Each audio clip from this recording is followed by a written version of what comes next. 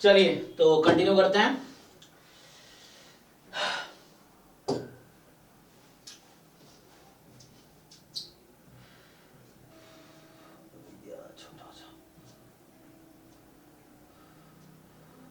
ठीक है, तो जहाँ तक कल मॉक टेस्ट 12 कंप्लीट किए थे उसका आगे करते हैं। तुम लोग देख लो कहाँ है। तो जो इनिशियल क्वेश्चंस हैं जिन लोगों ने नहीं किया पुराना डाउट देखो पहले। अभी आगे करते हैं।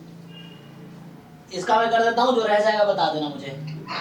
ये सर 2013 2013 क्यों 13 का डिस्कस नहीं हुआ?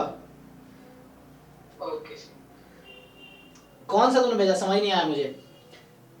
मैंने 13 के भेजे थे क्वेश्चन, मुझे पता नहीं था 12 उसका ही होगा। अच्छा मॉक टेस्ट 13 का भेजा है तुमने, ओके कोई बात नहीं, वो कल डिस्कस करेंगे। ठीक है, तो मैं क्लास ले लूं नहीं तो फोन में लग जाऊंगा ना। हाँ देखो, तो यहाँ से स्टार्ट करते हैं। 35 है ना, ये जो क्वेश्चंस थे 35, 37, 35। अरे यार ये मुझे दोबारा लॉगिन करना पड़ेगा लग रहा है। ठीक है देखता हूँ अभी ना। ये प्रॉब्लम ये है कि एक बार इसका ना टैब चेंज करने पे ये बेचारा बुरा मान जाता है।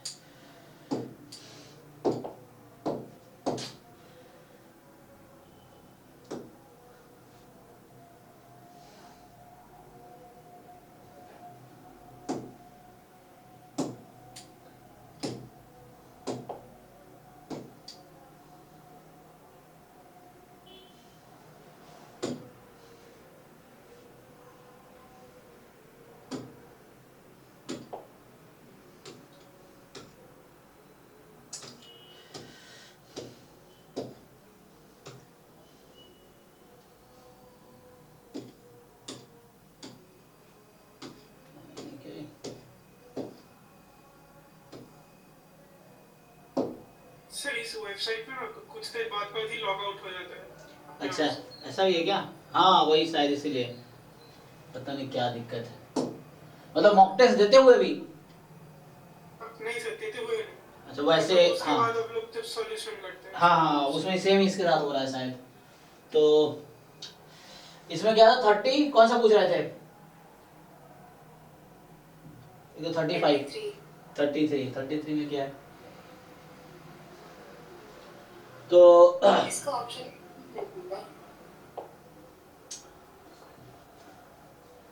कौन सा ऑप्शन?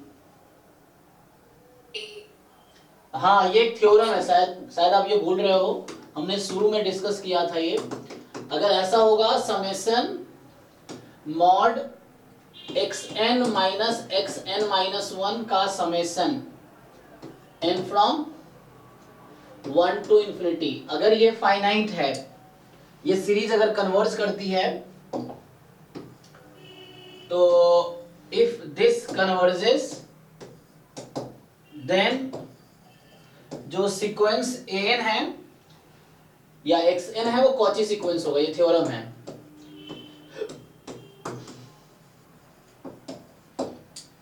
ठीक है, तो पहला क्यों ट्रू नहीं है यही कहना चाह रहे हो ना आप? तो ये थ्योरम लग रहा है। और इसी का दूसरा है कि अगर ये फाइनाइट आ जाए, अगर इसी का दूसरा स्टेटमेंट मान लो, ये पहला पार्ट लिख लो, तो दूसरा में ये है कि series xn minus xn minus xn plus 1 minus xn, अगर ये आपका आ जाता है दिस इज इनफाइनाइट, तो ये जरूरी नहीं है कॉची होगा, तो नहीं होगा है ना उस केस में।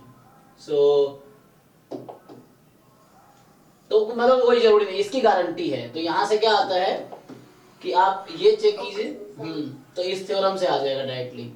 सो इसमें सब में आप सीरीज सम लगा दी, तो समेशन 1/n जरूरी नहीं कन्वर्जेंट हो, तो इसलिए ये जरूरी नहीं है कि उस सीक्वेंस कॉची होगा। बट इन दोनों में क्या हो रहा है, summation 1/n square summation 1/2n वो कन्वर्जेंट आ रही है, तो इसीलिए इस थ्योरम से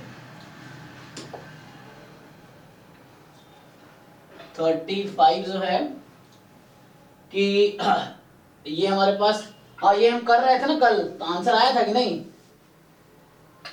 लास्ट टाइम सॉल्व किया तुम लोगों ने?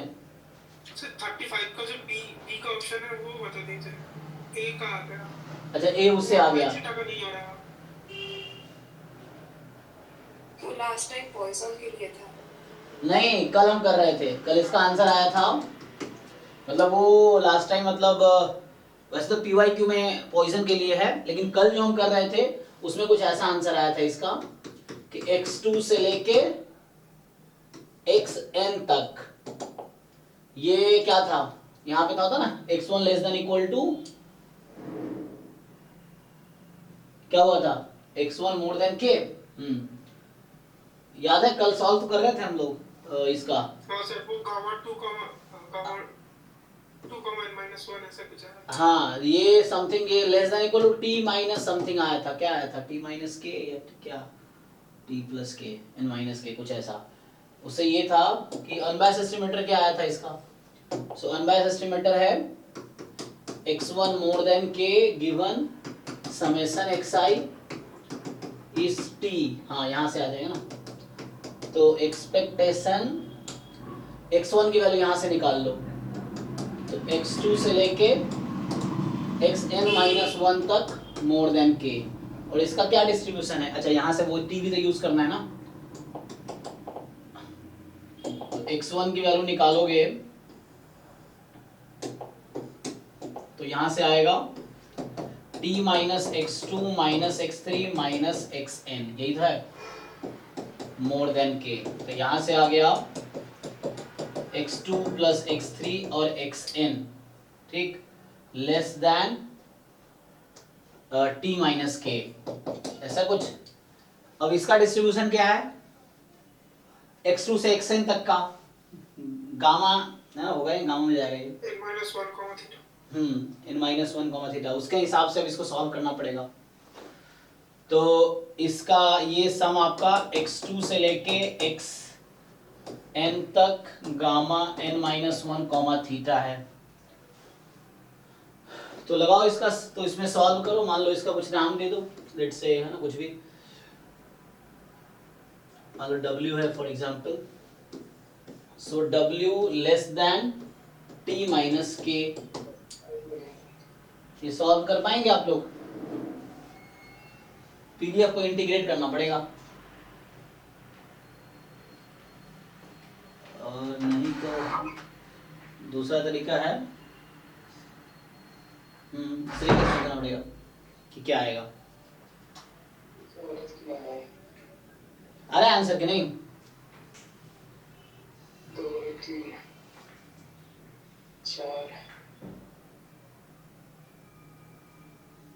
अरे संजय आपका माइक ऑन है, कुछ कह रहे हो आप?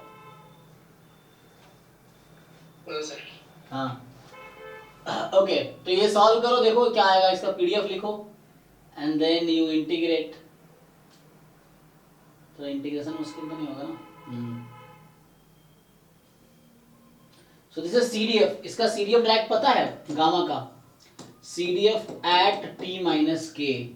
सर गामा का तो इम्प्रॉपर इंटीग्रल हो जाता है। हाँ तो ये इनकम्प्लीट गामा बन जाता है वहां पे ना कुछ, हाँ इनकम्प्लीट गामा। ओके, तो what is the other way? पता है वो कैसे बनाए, क्या बनाए, जैसे ये यूएम भी हुई है, तो टी हमारा सब में एक्स बार है, या तो तुम एक्सपेक्टेशन निकालो, एक्सपेक्टेशन निकालना आसान है, मतलब देखो फंक्शन ऑफ कंप्लीट सफिशिएंट तो है ना, ये जितने भी ऑप्शंस हैं they are function of complete sufficient. तो दूसरा ऐसे ऑब्जेक्टिव अप्रोच ये हो सकता है कि हम इसका जस्ट एक्सपेक्टेशन फाइंड कर ले, जैसे टी हमारा क्या है, summation x I from 1 to n, मतलब अगर वहां से इंटीग्रेशन मुश्किल है तो इससे क्या हो जाएगा कि this is gamma n comma theta, ठीक। तो जैसे ए ऑप्शन अगर मुझे चेक करना है तो आप जस्ट एक्सपेक्टेशन निकाल लो, इसका क्या एक्सपेक्टेशन निकाल पाएंगे, ये भी क्वेश्चन है कि दिस टी इसकी पावर है n माइनस 1। अब इसके लिए क्या करना पड़ेगा, तो ये this function into PDF of t dt, t from 0 से इंफिनिटी। तो ये इंटीग्रेशन कर पाओगे, हर ऑप्शन में यही करो, you do same in the every option. अब यहाँ पीडीएफ लिखो, इसके साथ फिट करो एंड देन यू सी क्या होता है। सर वैसे ये ऐसे करेंगे तो बी का ऑप्शन के लिए तो वो तो बहुत ही बड़ा है। नहीं नहीं, तुम एलसीएम ले लो ना, क्यों बहुत बड़ा लग रहा है तुम्हें? देखो नहीं सर, बी का ऑप्शन। हाँ, बी में भी क्या होगा, बी में भी अगर मैं करूं तो बी का तुम पावर अलग अलग कर दो तो क्या होगा, एक्सपेक्टेशन, तुम्हें बस टी से ही मतलब है ना, बाकी टर्म तो बाहर आ जाएगा। देखो जैसे ये है n-1/t, okay, and 1 - k/t। Direct results भी कई सारे रहते हैं जो इन्होंने डायरेक्टली बना रखे, लेकिन हमें नहीं पता तो प्रूव करना पड़ेगा, ये है। अदरवाइज बुक्स में देखेंगे तो रिजल्ट्स मिल जाएगा। तो यहाँ तुम्हें क्यों डर लग रहा है? जैसे यहाँ एलसीएम तुम ले लो, यू टेक एलसीएम, तो क्या होगा, ये जो टर्म्स हैं ये तो बाहर आ जाएंगी। कौन से टर्म्स? n-1 बाहर आ जाएगा, n-1 हो जाएगा नीचे। और यहाँ से फिर करो सॉल्व, तो यू कैन टेक दिस, तो 1/t, अभी तो ऐसा बचेगा, लेकिन 1 - k/t एलसीएम ले सकते हो। अच्छा 1/t को तुम वो कर सकते हो ना, अच्छा 1 इसमें भी कर सकते हैं, 1/t का डायरेक्ट डिस्ट्रीब्यूशन है। हाँ, यहां से अगर मैं देखूं, जैसा t तुम्हारा ये है, गामा है, तो 1/t का कोई थ्योरम है डायरेक्ट? गामा का रेसिप्रोकल क्या फॉलो करता है? इनवर्स गामा, लेकिन वैसा कुछ होगा नहीं इनवर्स गामा का। सर वैसे मैंने पढ़ा था इनवर्स गामा का अलग से पीडीएफ होता है। हाँ वो तो डिराइव आप भी कर सकते हो, बट ये है कि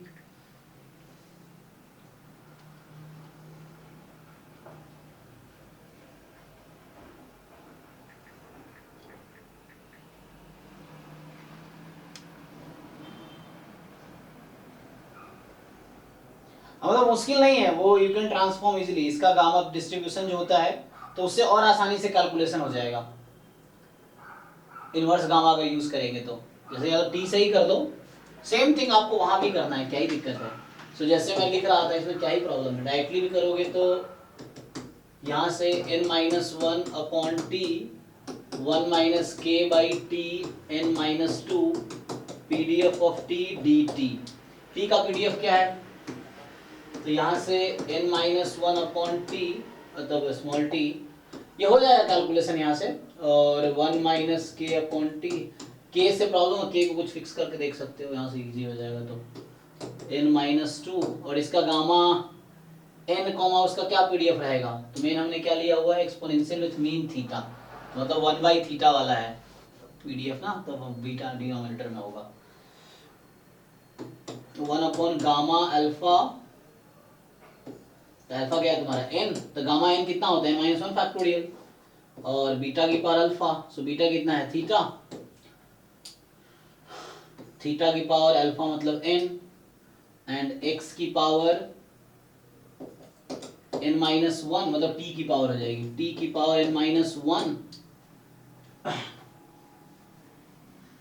और e की power minus theta t t/थीटा dt। अब ये क्वेश्चन इंटीग्रेट हो पाएगा, क्वेश्चन ये है। सो एक ये अप्रोच हो सकता है, नहीं तो और क्या कर सकते हैं, यहाँ से e की पावर -t/थीटा dt। अब बताओ अगर इसको इंटीग्रेट करना हो तो क्या करोगे, तो t वाले टर्म्स हम अगर इधर बुला लें तो t तो कट जाएगा एक, देखो यहाँ से क्या बनेगा, अगर तुम डिनोमिनेटर वाला t इससे कैंसिल हो जाएगा, तो यहाँ से 0 to infinity, इसको ब्रेक करोगे तो क्या बनेगा, देखो मैं भी बोल रहा हूँ कि n-1 t - k की पावर n-2 एंड जस्ट यहाँ पे ये वाला कैंसिल हो गया, किससे, इस वाले से, एंड जस्ट बचा है e की पावर -t/थीटा dt। और ये टर्म को बाहर बुला लो, इसको ना बाहर बुला लो, क्योंकि कोई कांस्टेंट है, यू जस्ट टेक आउट। तो यहाँ से कुछ इस तरह से करना पड़ेगा।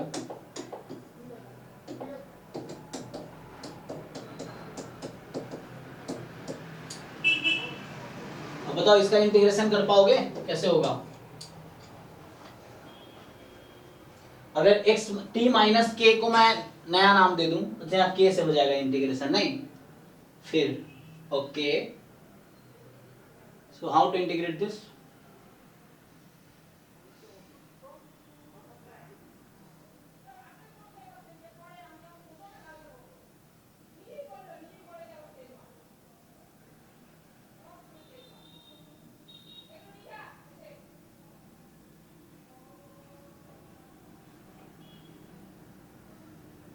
बनेगा तो यही आएगा e की पावर माइनस थीटा के।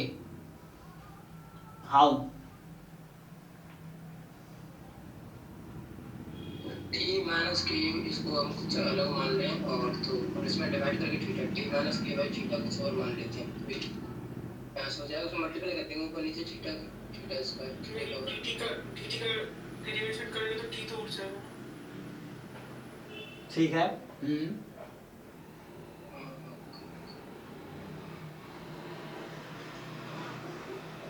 लेकिन लिमिट तुम्हारी चेंज हो जाएगी। इसका आसान अप्रोच क्या है, ये तो ठीक है, नहीं तो 1/t का डायरेक्ट पीडीएफ यूज कर लो, तो वो इनवर्स गामा उसका भी इजी है ट्रांसफॉर्म करना, so you can directly transform, उसका ये पीडीएफ होता है बीटा के पास ऐसा ही, बस वही डिनोमिनेटर में चला गया वो, और रेसिप्रोकल हो जाएगा, x को 1/x रखना है, इस तरह से करना पड़ेगा। नहीं सीडी तो आसान है, मेन बी और ए का चक्कर है।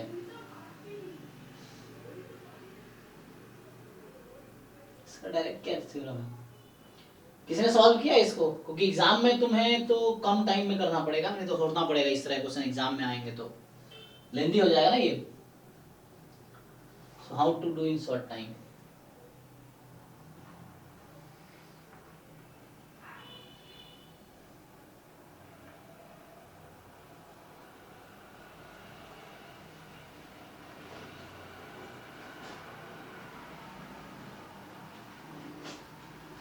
इसको मैं ट्राई करता हूँ, मैं इसका प्रूफ देखता हूँ क्या है, क्योंकि देखो this question is easy for Poisson, है ना, जो मेनली जैम में जितने क्वेश्चंस आए हैं सब में पॉइजन सैंपल ही है, तो उसके लिए आसान है। मैंने यहाँ एक्सपोनेंशियल है तो ये थोड़ा मुश्किल हो जाता है, क्योंकि ये कॉन्टिन्यूअस हो गया, और कॉन्टिन्यूअस में कंडीशनल पीडीएफ का बहुत प्रॉब्लम है।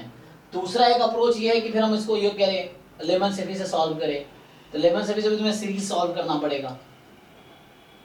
अगर लेमन सेफी से करना चाहोगे तो क्या होगा वहां से, जैसे बी ऑप्शन ही है अगर, so what you to do, वही चीज है g of t is equal to, लेकिन सर टाइम बहुत लगेगा, प्रॉब्लम ये है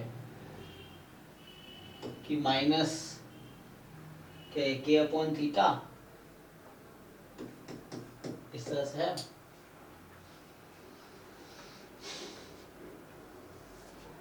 फिर ये तुम एक्सपेक्टेशन ऑफ GT,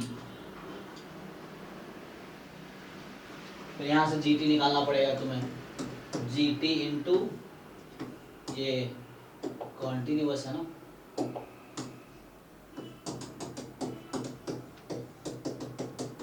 तो बुक्स में तुम देखोगे इस तरह सॉल्व कर रखा होता है, लेकिन वो थोड़ा लेंदी अप्रोच होता है, सीरीज से सॉल्व करके बोलो, फिर यहाँ से ये लोग फाइंड करते हैं GT, और जो GT निकल के आएगा वो ये निकल के आएगा, तो इस तरह से बुक्स में तुम देखोगे जहाँ सब्जेक्टिव सॉल्यूशन रहते हैं वहाँ ये मिल जाता है।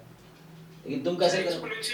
एक्सपोनेंशियल के लिए कोई डायरेक्ट फार्मूला हो तो वो बता दीजिए। डायरेक्ट कंडीशनल का नहीं है, वही मुझे याद नहीं, मुझे देखता हूँ ट्राई करके ना, तो मुझे भेजना है। जैसे सर पॉइसन के लिए था ना वो, हाँ, तो एक्सपोनेंशियल के लिए कंडीशनल का कोई डायरेक्ट फॉर्मूला तो दिखा नहीं है, रेशियो के लिए था, वो जो हमने गामा के लिए पढ़ा है वो रेशियो के लिए है, कंडीशनल तो ऐसा कुछ दिखा नहीं था डायरेक्टली एक्सपोनेंशियल में। नहीं जैसे आपने वो बताया था यूनिफॉर्म 1 माइनस के x upon x plus y का था वो गामा के टर्म में ना, x upon x plus y uniform 0 1 होता है वो, हालांकि कंडीशनल में भी होता है, लेकिन x upon x plus y equal to 1 तब जाके ये यूनिफॉर्म 0 1 हो जाता है, कंडीशनल भी और रेशियो भी, लेकिन ऐसा कोई डायरेक्ट थ्योरम याद नहीं है। हाँ वो इसको बताइए जो आप बता रहे हो x upon x plus y, ये तो सर बीटा होता है ना? नहीं वो गामा के लिए होता है यूनिफॉर्म, वही बात है, एक्सपोनेंशियल है तो वही जाके बीटा 1 1 बन जाएगा जो कि यूनिफॉर्म 0 1 है। Okay okay. ठीक है, इसको मैं देखता हूँ उसका एक्सपोनेंशियल के लिए क्या सॉल्यूशन, मैंने ट्राई नहीं किए तो मैं देखता हूँ।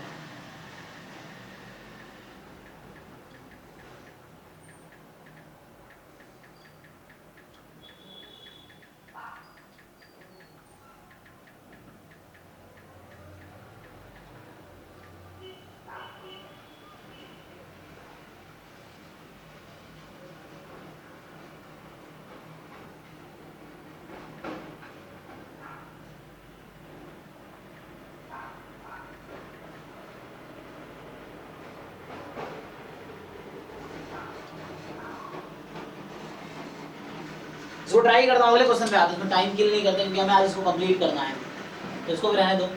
35 देखता हूँ। जो क्वेश्चन रह जाता है ना, मान लो मुझे भेज देना पर्सनली, मैं ट्राई कर लूंगा।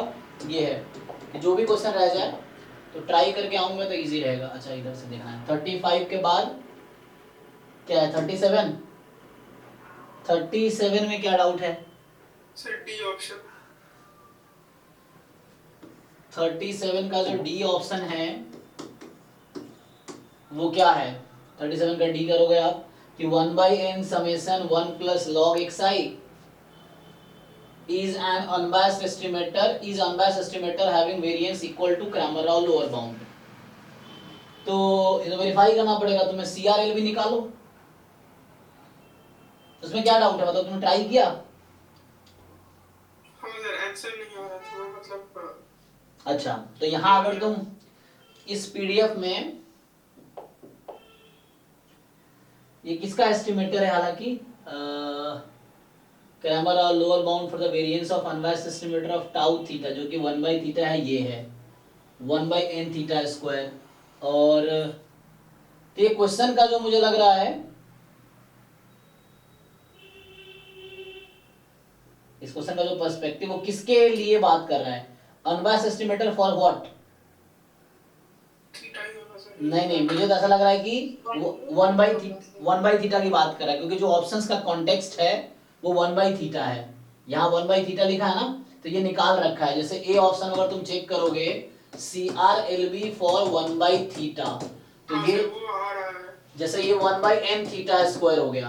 अब तुम वेरिएंस निकालो इसका, वो ये भी 1/n θ² आएगा।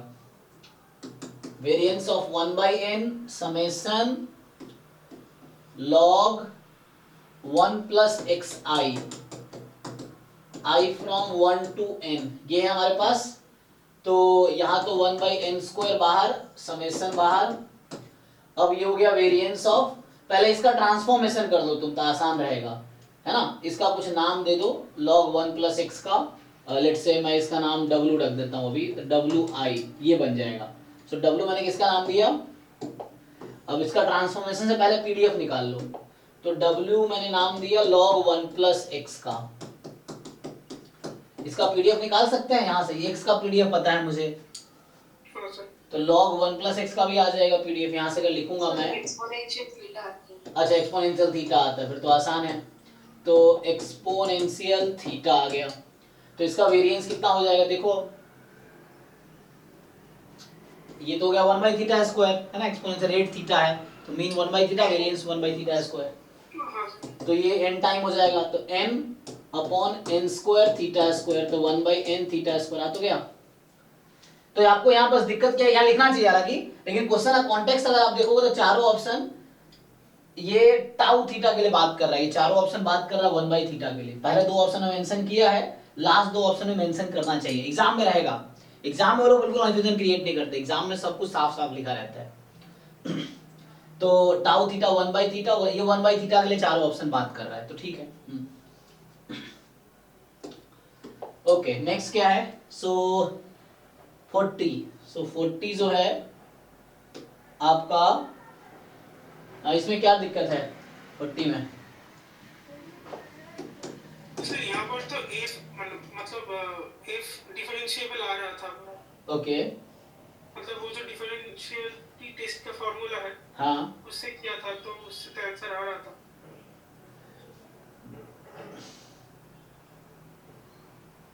कॉन्टिन्यूअस है ये?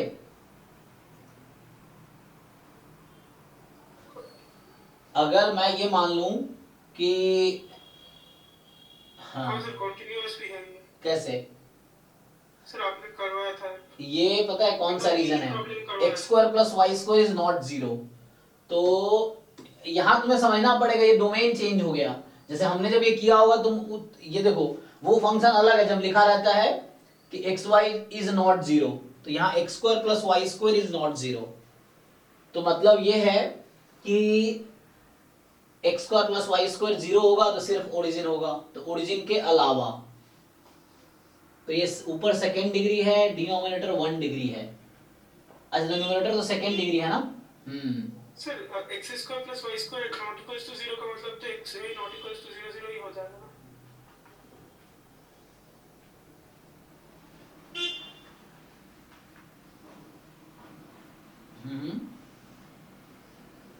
हाँ एक्स इंडिविजुअली दोनों नॉन जीरो होगा ना, इसका मतलब। अच्छा कोई भी एक नॉन जीरो तो हो गया, नहीं कोई एक भी नॉन जीरो है तो ठीक है, आइदर एक्स एक्स ही नॉन तो सर अब वहाँ पर मतलब पोलर फॉर्म में करेंगे तो वैल्यू 0 आ रहा है।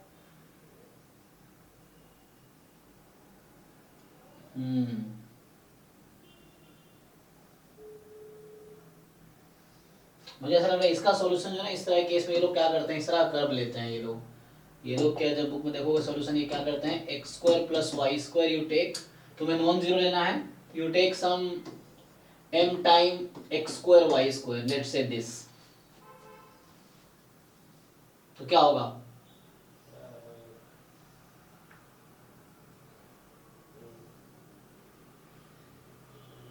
जैसे ये हमने कर्व ले लिया, तो इसके लिए क्या आ जाएगा तुम्हारा आंसर, इस कर्व के अलोंग लिमिट क्या एडजस्ट करिए, 0 0 से पास कर रही है ना, यस। एंड मतलब x square plus y square non zero है यहाँ पे, मतलब ये मैं एक सर यहाँ पर तो डजंट एग्जिस्ट है। हाँ, तो जैसे एक कर्व ऐसा मुझे मिल रहा है जिसके अलोंग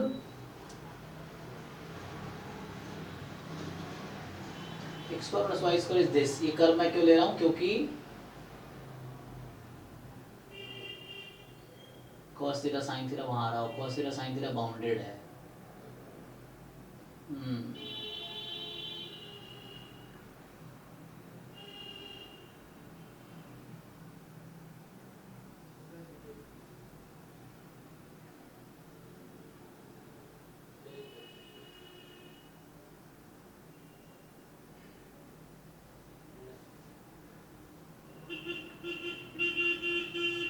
तो कुछ गलती है ना, तुम्हें कहना कुछ गलत है इसमें ना।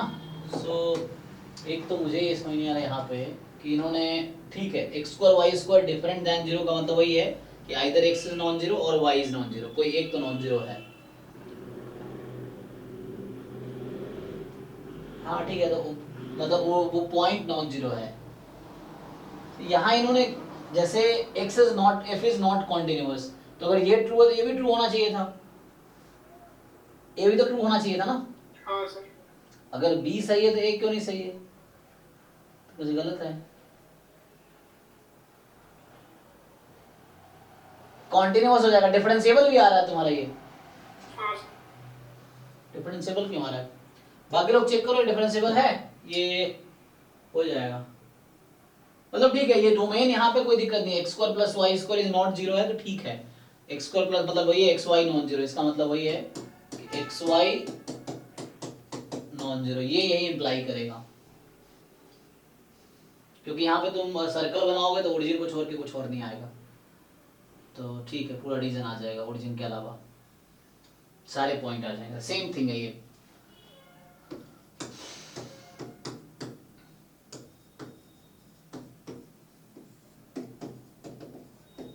इस तरह से है, तो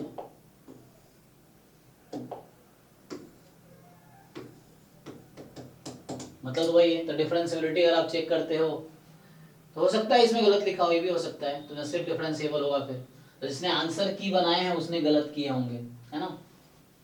तो जो आंसर की बनाया है ना वो भी कोई है ना, स्टूडेंट जैसा ही है, वो लोग जो कर रहे हैं काम वो तो सीख ही रहे हैं, तो इस तरह से मुझे लगता है इसके गलत लगाया होगा। एक बार चेक कर दीजिए।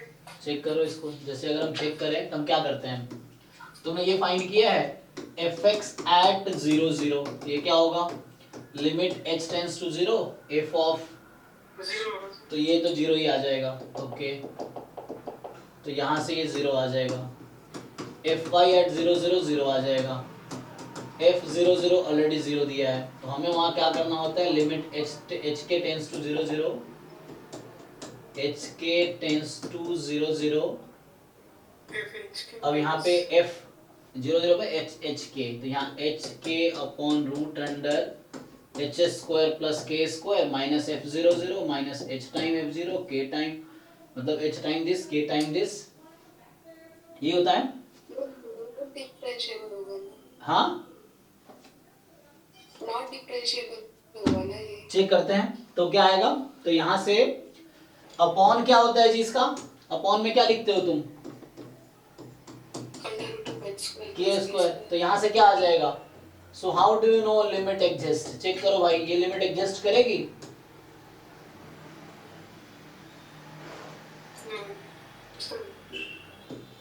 ये h k upon h square plus k square हो जाएगा, तो यहाँ एच के 0 0 को अप्रोच कर रहा है, इसका मतलब है तब नहीं एग्जिस्ट करेगा। तो ओरिजिन के नेबरहुड में कोई भी पॉइंट मैं ले लूं या ओरिजिन से पास करने वाला कोई भी एक कर्व लेके देखूं मैं, जैसे सिंपली y बराबर x लोगे तो आंसर 1 आएगा, y बराबर मतलब 1/2 आई थिंक आएगा, y बराबर -x लोगे -1/2 आएगा, तो दो डिफरेंट कर्व के अलोंग आंसर डिफरेंट आ रहा है, तो इसका मतलब है कि लिमिट एग्जिस्ट नहीं करेगी।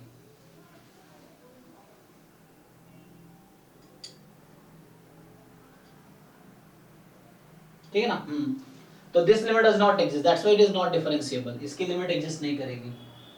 सो इसको वापस पोलर कोऑर्डिनेट फॉर्म में कन्वर्ट करके थीटा डिपेंडेंट हो जाएगा। अच्छा, उससे भी कहा, यस, अगर आप ऐसे कन्वर्ट करेंगे, r स्क्वायर कट जाए। हाँ अगर पोलर फॉर्म में कन्वर्ट कर देंगे तो r स्क्वायर कट के cos थीटा sin थीटा आ जाएगा, थीटा पे डिपेंड करने लगेगी, तो डिफरेंट थीटा के लिए डिफरेंट आंसर आएंगे, तो means limit does not exist. ठीक है, तो ये हो गया, ओके। सो ये 40 था, 40 के बाद है 41, 41 जो है कि value of a plus B, मतलब alpha plus beta actually, for which the function, ये जो fx है आपके पास x cube plus alpha X square plus B, 45 था। 41 नहीं है, देखो 41 हो गया ना, सर क्या वाला बता दीजिए। तुमने ट्राई किया है, ऐसे ही कर रहे हैं तो सॉल्व कर दें, हैं? उसको डिफरेंशिएट करके सर किया था, हाँ। डिफरेंशिएट करके सर 4 रखा था और 1 रखा था, कि अगर मतलब दोनों क्रिटिकल पॉइंट होंगे तो मतलब कुछ तो आना चाहिए, अल्फा बीटा की वैल्यू तो इक्वेशन बन जाएगी, बट सर हुआ नहीं। तो क्या करते हो, ऐसा क्या है कि हुआ नहीं, देखो x cube plus alpha X square beta x, तो यहाँ 3x square 2 alpha x plus beta, अब कह रहा है कि मिनिमा है 4 पे और 1 जो है पॉइंट ऑफ इन्फ्लेक्शन है इसका, तो दोनों तो क्रिटिकल पॉइंट ही है, तो f डैश 4 भी 0 कर दो और f डैश 1 भी 0 कर दो, तो क्या नहीं हुआ, मतलब ट्राई करके देखो क्या आता है, तो यहाँ से 4 रखो 0 करो इसको, तो इसका दो सॉल्यूशन है, 4 and 1 are the two solution of these equations, तो पुट कर लो इसको,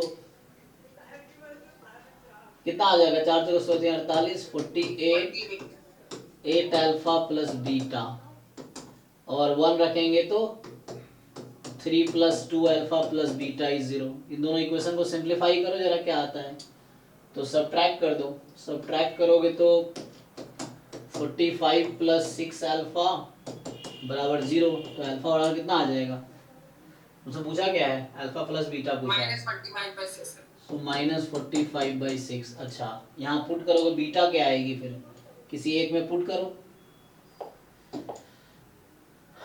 मैच करेगा, देखो होगा सर बीटा। आंसर मैच नहीं हुआ। अच्छा इसमें आंसर मैच नहीं हो रहा है, ओके, तो यहाँ से बीटा के आंसर जो आएंगे 12 पक्का, सो -3 माइनस तो प्लस 90/6 हो जाएगा ना, -3 -2 अल्फा, अल्फा खुद नेगेटिव है, तो यहाँ से आ जाएगा, तो कितना आ गया 90 माइनस 18 72, 72/6 12 आ गया आपका, ठीक है, तो अल्फा दिस एंड बीटा है 12, तो अल्फा प्लस बीटा पूछा क्या है, value of a plus B, मतलब वही अल्फा प्लस बीटा ना, सो अल्फा प्लस बीटा, तो इसको ऐड करना पड़ेगा,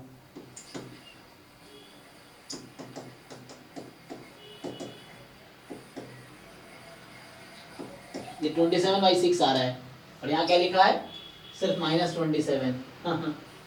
तो इसको ये मतलब मिस्टेक है इसमें, है ना। एक्चुअली आंसर ना गलत लगाए गए इन सब टेस्ट में, इसको ठीक करना पड़ेगा। तो जिसने सॉल्व किया ना उसने गलत लगाए हैं, ठीक है। इसको ठीक करना पड़ेगा अभी सॉल्व करके एक बार। तो मुझे क्या करना पड़ेगा, किसी को सॉल्व कर, जो किसने किया है उससे हो जाएगा ये, ठीक है। वीडियो हम देख ही रहे हैं, इस रिकॉर्ड से इसको ठीक कर देंगे वीडियो से। तो इसका आंसर होगा 27/6, है ना, ठीक है। तो नेक्स्ट बताओ। 43 43 42 सर। अच्छा ठीक है, 1 मिनट। तो 43 में क्या है, the joint PDF of x and why they रखा है आपको। तो रूट वाई का मीन निकालना है, तो वाई का मार्जिनल निकाल लो। तो वाई का मार्जिनल निकालने के लिए एक्स के रेस्पेक्ट में ग्राफ बनाना पड़ेगा आपको सपोर्ट का। तो यहाँ क्या कर रखा है, वाई की वैल्यू 1/x से x तक है। सर यहाँ पे y ऐसे लिया तो वो 1 ही आ रहा है, 1 to x लिया तो वो आंसर करेक्ट आ रहा है। वाई को क्या लिया, 1 to x। यस। अच्छा तो ऐसे तो पीडीएफ सही नहीं आएगा अगर ऐसा लिखेंगे तो, है ना। यस। ओके तो 1 to x क्या टाइप किया इन लोगों ने। तो यहाँ से तो y is between 1 to x, तो y बराबर x और ठीक है, तो y बराबर 1। तो इस तरह का x की वैल्यू भी 1 से है। ओके तो ये अच्छा यहाँ से आएगा। ओके ओके तो ये 1 है, यहाँ पे ये 0.1,1 है ना। ठीक है, इसको करेक्ट करके देखो अब सॉल्व करके। तो यहाँ से ये आपका सपोर्ट है, अब ये सपोर्ट है, सो इसको करेक्ट कर लो। यहाँ y लिखो 1 से x, you right y from 1 to x and x from 1 to infinity। तो ये वाला रीजन है। अब इस रीजन पे क्या करो, अब you find marginal of y and then you find expectation of root y। तो अब आप सॉल्व कर लोगे, ये पीडीएफ करेक्ट कर लो, ये 1 से x है, उससे हो जाएगा। नेक्स्ट जो है तो 42 क्या है कि ST2 सबस्पेसेस है R24 का। तो जो वेक्टर स्पेस है वो R की पावर 24 है, मतलब 24 डायमेंशनल वेक्टर स्पेस है V। S और T दो सबसेट है इसका, इस तरीके से है। ये सॉल्व किया था कुछ दिन पहले, दूसरा क्वेश्चन किया था। Dimension of S is 19, dimension of T is 17। तो पूछ रहा है कि smallest value of dimension of S plus T। तो वो फॉर्मूला है ना हमारे पास,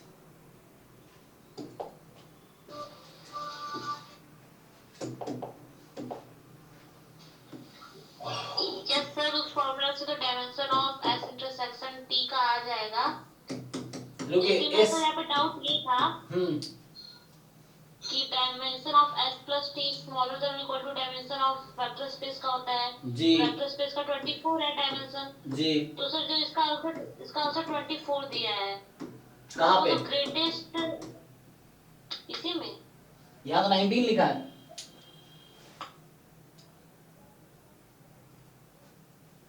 यहाँ 19 हाँ इसमें यस सर। देखिए, हाँ लेस देन इक्वल टू 24 होगा। अब मोर देन इक्वल टू क्या होगा, ये फॉर्मूले से आएगा। और स्मॉलेस्ट यही पूछा, यही 19 आएगा एक्चुअली। अब ये 19 कैसे आएगा, फॉर्मूले से, ठीक है ना, देख लीजिए। तो फॉर्मूला आप यूज करेंगे, dimension of S plus T is equal to dimension of S plus dimension of T minus dimension of S intersection T। और यहाँ भी S इंटरसेक्शन T सबसेट होगा S का, S इंटरसेक्शन C सबसेट होगा T का भी। तो इसका जो मिनिमम हो सकता है ना 17 होगा, तो उसके हिसाब से इसको मैनेज करना पड़ेगा। तो ये आ जाएगा, यहाँ से एक इंटरवल आ जाएगा, कर दोगे ना।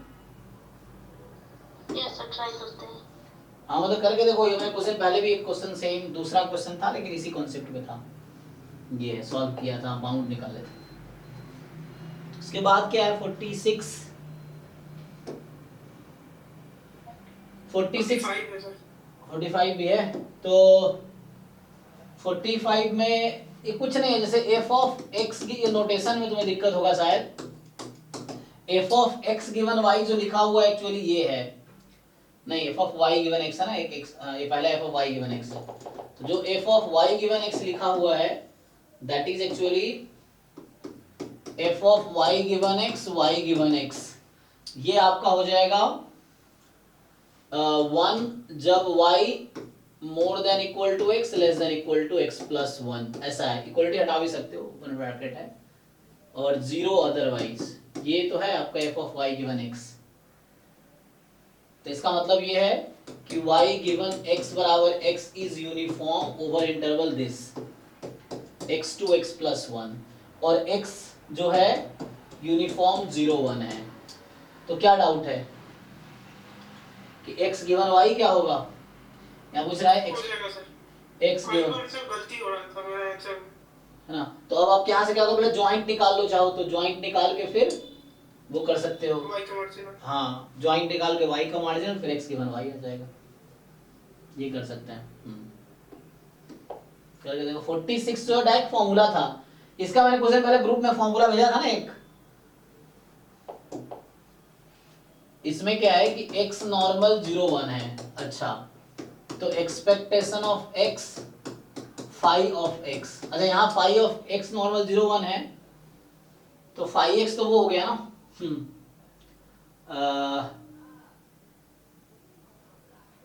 फाई CDF है। इसका डायरेक्ट फॉर्मूला तो भेजा था मैंने ग्रुप में, क्या है भाई बताओ जिसको याद है। ये कैपिटल X ही होगा, इसमें कैपिटल X ही है क्योंकि नंबर चाहिए। What is formula? Capital phi x equal to z लेके फिर कैपिटल फाई का डेरिवेटिव करने से स्मॉल फाई आ रहा है, फिर उससे हो रहा है सर, और वो x फाई इनवर्स x हो रहा है, फिर उसका इंटीग्रेशन। हाँ वो तो प्रूफ कर सकते हैं आप, उससे कैलकुलेट कर लेंगे, सही है। लेकिन डायरेक्ट फॉर्मूला भी है तो आपको उसमें फिर प्रूफ नहीं करना पड़ेगा, डायरेक्ट फॉर्मूला है इसका। मैं कुछ दिन पहले क्वेश्चन ग्रुप में भेजा था सॉल्व करके, तब मुझे यस सर, तो आपको इसका फॉर्मूला देखना। जो e(x² फाई x की वैल्यू 1/2 आई थी और e फाई x की वैल्यू भी 1/2। अच्छा ठीक है, हाँ इसको मैं सॉल्व किया, मैं देख लेता हूँ एक बार क्या है फॉर्मूला।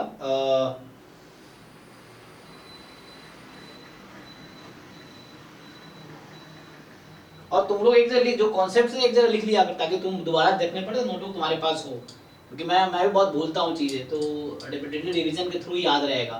तुम लोग भी बोलते होगे, तो जब रिपीटेटिव रिवीजन करोगे तो याद रहेगा, वरना भूल जाते हैं, जिससे की जरूरत नहीं पड़ती है वो भूल जाते हैं। जैसे पासवर्ड उसवर्ड ही है, इतने सारे सोशल साइट है, तुम एक साल बाद कोई साइट खोलो तुम पासवर्ड भूल चुके हो, ऐसा होता है ना।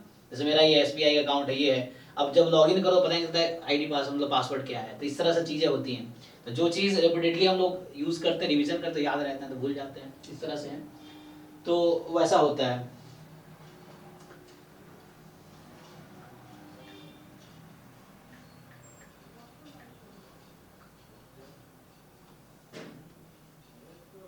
देखो ये फॉर्मूला आ गया, ये फॉर्मूला जो है इसका है, प्रूफ भी है यहाँ पे, मैंने लास्ट टाइम प्रूफ किया था, जब प्रूफ करके ही भेजा था, क्या आया था ना।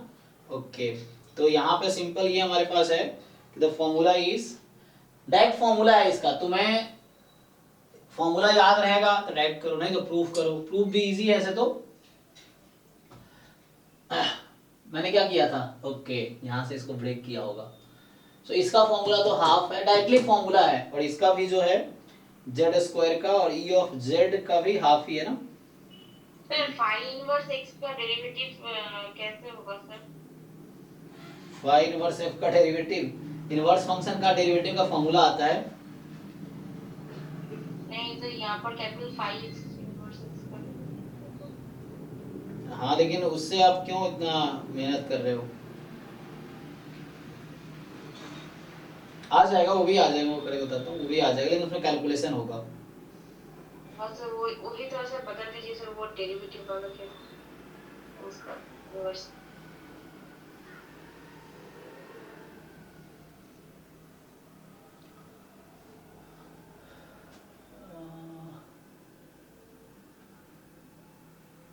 इसका क्या फॉर्मूला था, इसका तो हाफ है, इसका क्या है, पहले वाले का भी हाफ है।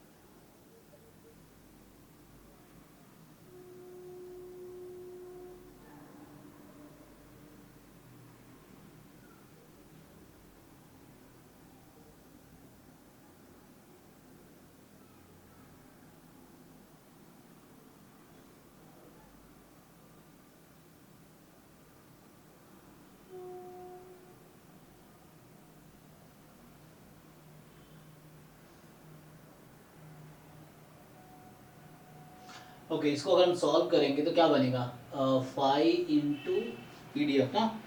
तो इसका जो आंसर है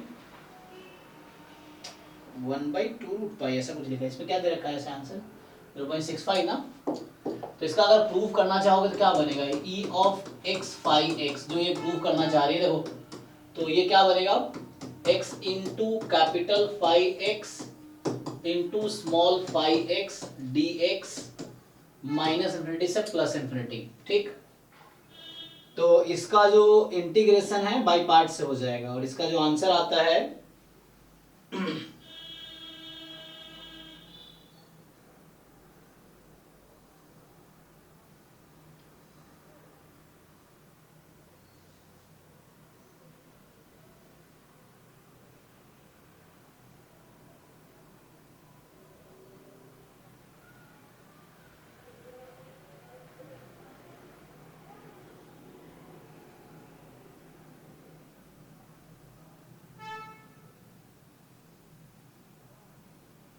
ये है इसका आंसर। इसको सॉल्व करेंगे ना तो ये आता है 1/2√π, ठीक है। ये तुम याद रखना तुम लोग, ठीक है। तो इसका आंसर जो है 1/2√π है। डायरेक्ट कोई रिजल्ट तो नहीं, बट इसके लिए फॉर्मूला है, प्रूफ भी है इसका, तुम चाहो तो प्रूफ भी कर देंगे, प्रूफ भी कर रखा है इन्होंने। तो प्रूफ इजी है, बाई पार्ट लगा के प्रूफ हो गया यहाँ, क्योंकि मुझे पता है ना ये जो मैं कर रहा था कि मुझे ये पता है कैपिटल फाई डैश एक्स का डेरिवेटिव स्मॉल फाई एक्स है। और एक और मजे की बात ये आती है कि फाई डैश का जो डेरिवेटिव आता है माइनस एक्स खुद आ जाता है ये, तो ये एक्स और इसको मिक्स करके माइनस खुद ही लिख सकते हैं, इसको और इसको हटा के ना हम इसको खुद ही लिख सकते हैं कैपिटल फाई एक्स तो small phi dash x minus में। अब इंटीग्रेट करो जी, ये है। अब बाई पार्ट यहाँ लगाओगे तो आ जाएगा, बाई पार्ट से इन्वर्स करने की जरूरत नहीं पड़ेगी। इसका प्रूफ ये है तो इसका आ जाएगा आंसर। प्रूफ ज्यादा फोटो भेज हाँ देता सर, वहाँ पर इन्वर्स नहीं किया है सो डायरेक्टली, है ना। देखो ऑनलाइन आप हेल्प ले सकते हो, बहुत सारी चीजों का डायरेक्टली सॉल्यूशन मिल जाएगा। मेन है हमें समझ आना चाहिए, और ऐसे समझ आना चाहिए कि एग्जाम में अगर वो क्वेश्चन आए तो हम कर पाए, ये समझ हमें डेवलप करनी है। पूरे साल प्रिपरेशन आप क्यों कर रहे हो, सीखने के लिए। तो आप कहीं से भी सीखो, चाहे गूगल से, यूट्यूब से, फोन से, मतलब दोस्त से, मुझसे, कहीं से भी, लेकिन इतना सीखो कि एग्जाम में अगर वो क्वेश्चन आए या उस कॉन्सेप्ट पे तो आप सॉल्व कर सको। ये पर्पस है, सिर्फ सॉल्यूशन इकट्ठा नहीं करना, इसका सॉल्यूशन इसका तो उसे, लेकिन नोटबुक लेके एग्जाम में तो जाने नहीं है। एग्जाम में सिर्फ आपका ब्रेन जाएगा, तो ब्रेन को जितने अच्छे से समझाओगे, जस्टिफाई करोगे, उसने फिर उस तरह से वो, तो वो चीज़ों को समझना जरूरी है। और इसलिए मैं खुद से सॉल्व करना चीजें जरूरी है ताकि आपके दिमाग में चीजें रहे, ठीक है जी। सो इसका आंसर 0.78 आ रहा है। 0.7 हाँ, तो यहाँ फिर मिस्टेक कर रखा है फिर, क्योंकि ये एक्चुअली फॉर्मूला है, तो इसका फॉर्मूला ये है 1/2√π एंड ये 1/2 इसका है।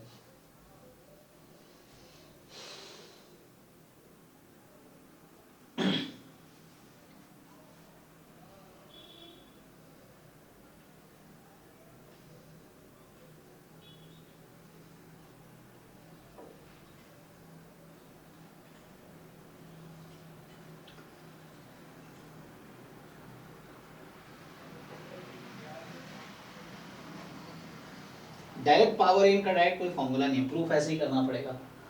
सो इन्होंने एक्स और एक्स स्क्वायर के लिए कर रखा है, तो ये फॉर्मूला याद रखना आप लोग, ठीक है, बाकी लिख लो। सो ये इससे आ जाएगा, तो यहाँ भी करेक्ट करना पड़ेगा। इसमें बहुत सारे मिस्टेक जैसे सॉल्व किए ना, उसने गलती किया है। नेक्स्ट जो है, नेक्स्ट कौन सा है 46 और 51? 51 जो है सर 44 एक बार 44 xy independent exponentially distributed random variable है जिसका पैरामीटर लैम्डा है यहाँ पे, तो एक्सपोनेंशियल है, तो z है x minus Y upon x plus y. तो डिफरेंस ऑफ एक्सपोनेंशियल क्या होता है, डबल एक्सपोनेंशियल। अच्छा, sum of exponential gamma, okay. तो ratio of double exponential and gamma. तो यहाँ आपसे e ऑफ z क्यूब पूछ रहा है, तो हम सिर्फ इंटीग्रेशन करें तो e ऑफ z क्यूब, तो हम उतना टेंशन ना लेके जस्ट ऐसे सोचे, क्योंकि वैसे डिस्ट्रीब्यूशन इंडिपेंडेंट, मतलब मैंने जैसे इसको सोचा है कि दोनों इंडिपेंडेंट है, तो इसीलिए हम e of a by b को x by y को ऐसे लिख सकते हैं ना, equal to e of x by e of y। तो ऐसे करके लिखेंगे तो क्या मतलब सही होगा? एक्स वाई इंडिपेंडेंट है ना, x minus y x plus y के बीच का कोवेरिएंस जीरो आ जाएगा, लेकिन कोवेरिएंस जीरो होना गारंटी देगा इंडिपेंडेंस का यहाँ पे, है ना। सर नहीं सर, देखिए तो दोनों तो अलग अलग डिस्ट्रीब्यूशन फॉलो कर रहे हैं, तो इसलिए दोनों तो इंडिपेंडेंट होगा ना। कौन से दोनों? तो हम ब्रेक करके लिख सके, फिर लिख पाएंगे। अरे x एंड y इंडिपेंडेंट है, x minus y x plus y independent थोड़ी होगा, जरूरी नहीं है, मतलब हो भी सकता है, नॉर्मल में होता है। क्योंकि x माइनस वाई तो एक्चुअली फॉलो कर रहा है लैपलेस, और x plus y gamma follow, तो दोनों तो इंडिपेंडेंट है, डिस्ट्रीब्यूशन से मैं बोल रही हूँ। अरे नहीं नहीं, वो ऐसा थोड़ी सोचते हैं कि अगर अलग अलग डिस्ट्रीब्यूशन है तो इंडिपेंडेंट, जैसे z है नॉर्मल 0 1 और z स्क्वायर है काई स्क्वायर 1, तो इसका ये मतलब थोड़ी है कि दोनों इंडिपेंडेंट है, जैसे है ना, आप जानते हो उस तरह से।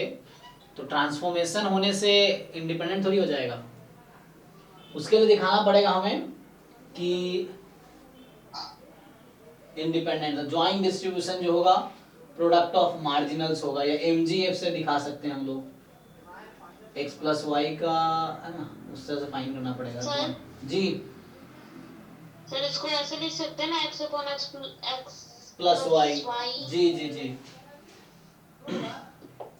हाँ वैसा लिख सकते हैं, ये आ जाएगा x upon x plus Y minus Y upon x plus Y. और फिर दोनों यूनिफॉर्म को फॉलो करेगा तो दोनों का डिफरेंस 0। हाँ यूनिफॉर्म 0 1 ये भी है, यूनिफॉर्म 0 1 ये भी है।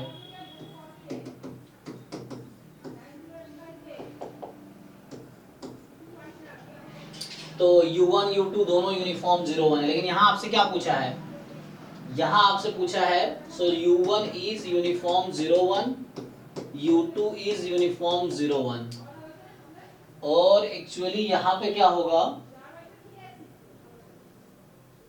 x upon x plus y and y upon x plus y. देखो यहाँ पे क्या है, x एक्सपोनेंशियल है जो कि गामा है, और गामा कहता है, ओके तो ठीक तो था, गामा कहता है क्या, देखो एक्स वाई एक्सपोनेंशियल है तो मतलब वो गामा है, एक्सपोनेंशियल स्पेशल है गामा का, गामा में x plus y and x upon x plus y independent होता है, फाइन।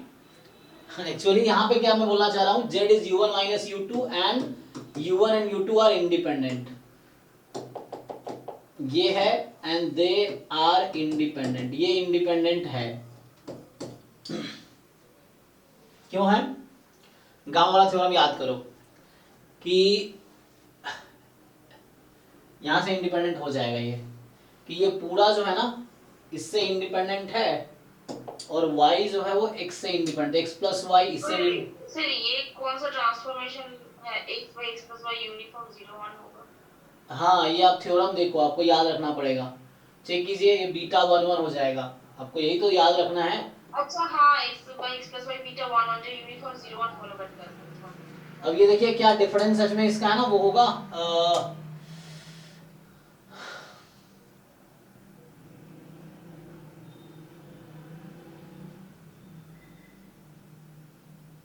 तो फिर सर क्यूब का फॉर्मूला पुट करके फिर सर वो इंडिपेंडेंट कैसे बोला, वो समझ नहीं है। अभी हम ये जानते हैं कि x upon x plus y and x plus y are independent, ठीक, ये पता है मुझे, एंड ऐसे ही y upon x plus y and x plus y are independent, ये होता है थ्योरम गामा वाला, आप थ्योरम याद होगा, देखिए गामा डिस्ट्रीब्यूशन में, और साथ में ये भी था x plus y and x upon y भी इंडिपेंडेंट था, ये है।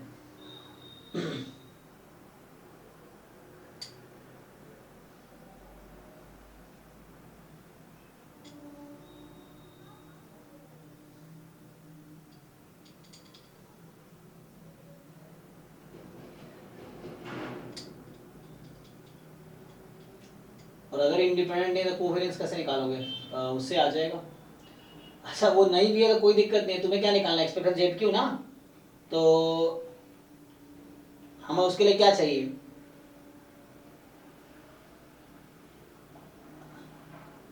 अच्छा अगर नहीं फॉर्मेशन लगा सकते हैं z बराबर u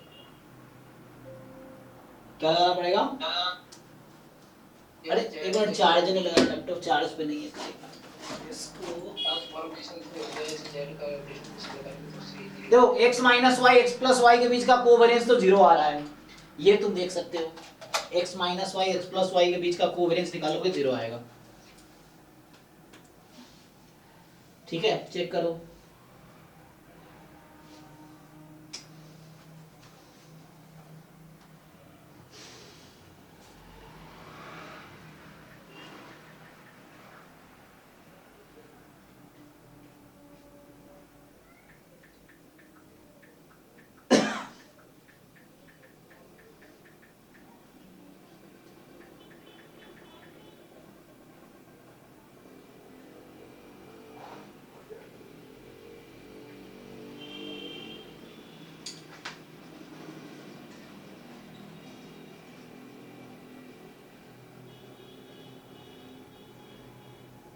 अच्छा, आंसर आएगा इससे, एक बार चेक करके देखो।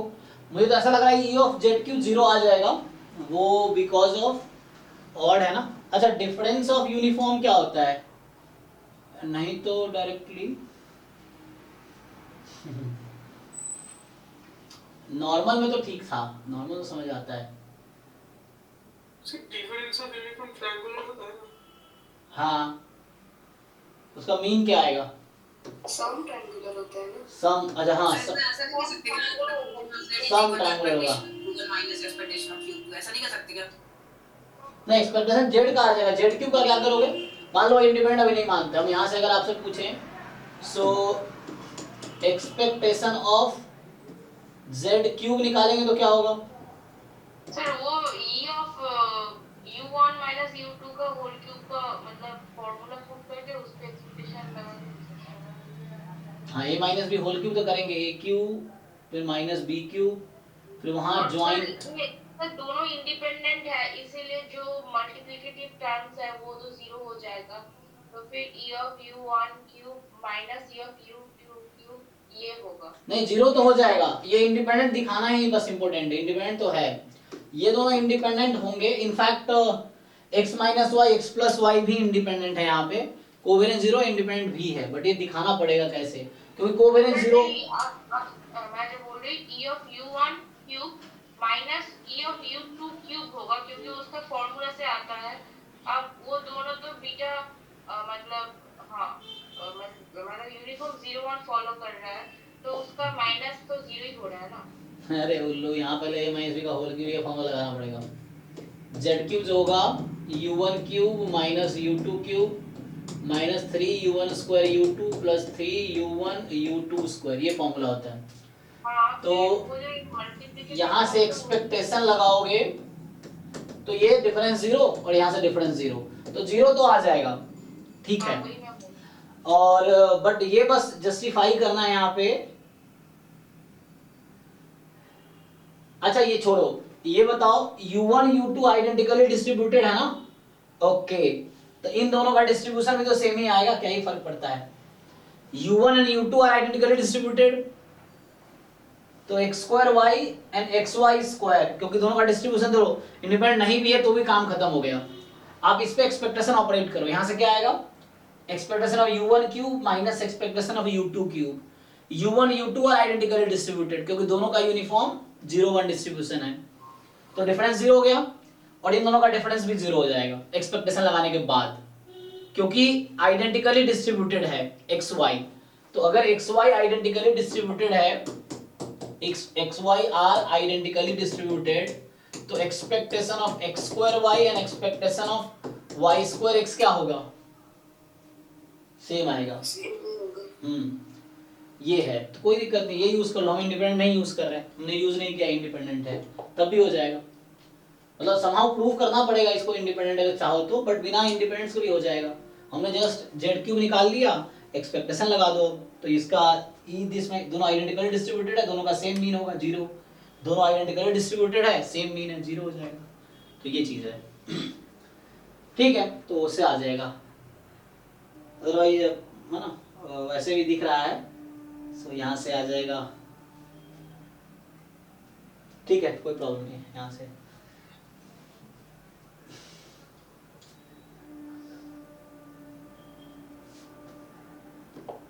बट यहाँ आप दिखा सकते हो तुम x minus y x plus y independent है, प्रूफ लिखना पड़ेगा प्रॉपर। प्रूफ के लिए हमें MGF टेक्निक यूज कर सकते हैं या इस तरह से लिखना पड़ेगा।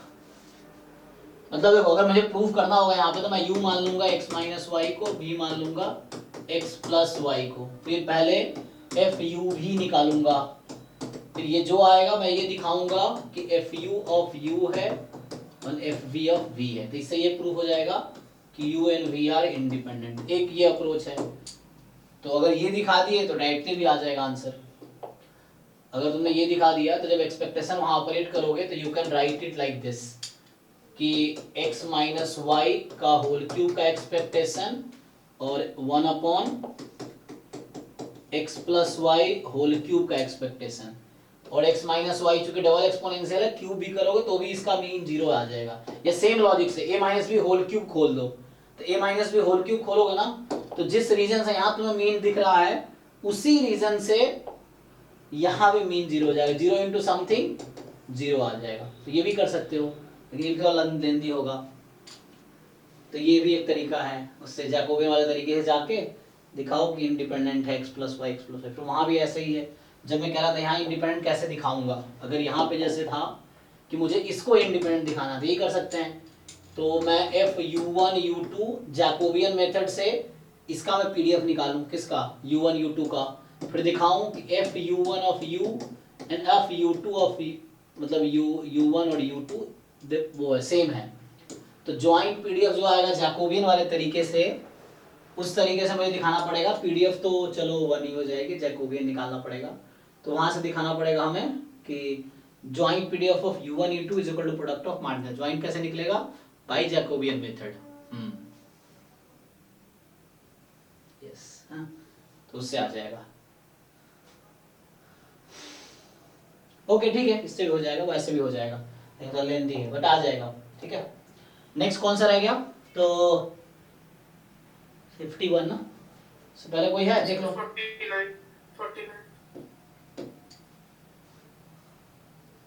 यहाँ क्या है? रैंडम वेरिएबल x है जिसका पीडीएफ 1/x² है, x more than equal to 1 है।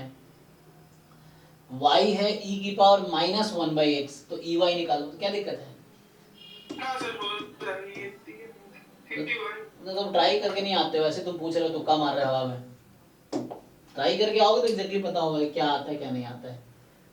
एक्सपेक्ट फंक्शन ऑफ y नहीं एक्सपेक्ट। सर ये 49 नहीं था, मैंने शायद गलत लिख दिया सर। ठीक है, जो ये हमारे पास ये क्वेश्चन है कि limit n tends to infinity e upon, अच्छा बाहर n भी है शायद, नहीं 1 प्लस 1/n इसकी पावर n माइनस 1। तो अभी ये तो हो जाएगा, लिमिट लगाओगे e अपॉन 1 0 हो जाएगा, लेकिन बाहर n है तो 0 इंटू इन्फिनिटी फॉर्म का ये क्वेश्चन है ना। अब ये क्या है? 0 इंटू इन्फिनिटी है। तो क्या प्रॉब्लम है इसमें? ट्राई करो। सर इसको sir 1/n equal to x ले लिया तो उसको लिमिट x टेंड्स टू 0 हो गया था। फिर वो जो 1 प्लस 1/x है उसका से एक्सपेंशन करने से मतलब ये क्या आ जाएगा? 1/x, ये बात 1 प्लस x की पावर 1/x। हाँ, और वो -1 और वो n का वैल्यू 1/x ब्रैकेट में। या 1/x ब्रैकेट में ले लो।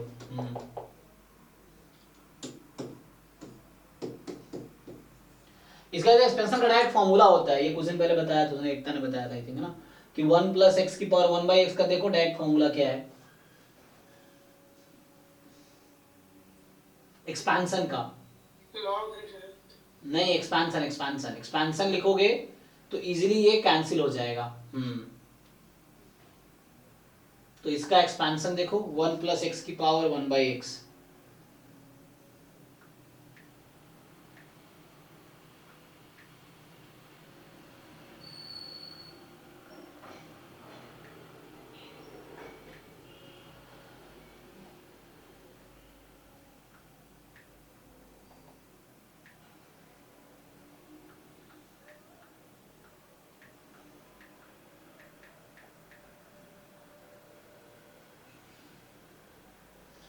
याद है किसी को बताओ? तो बस इसमें हो जाएगा काम। इससे तुम 1 प्लस एक्स की पावर 1 बाई एक्स का एक्सपेंशन यूज करो। तो ये कॉन्सेप्ट है। अब नहीं याद है तो कैसे करोगे? टेलर सीरीज एक्सपेंशन बनाना पड़ेगा तुम्हें। जीरो के अबाउट टेलर सीरीज एक्सपेंशन लिखना पड़ेगा। तो ये जो आएगा ये कुछ ऐसा आएगा।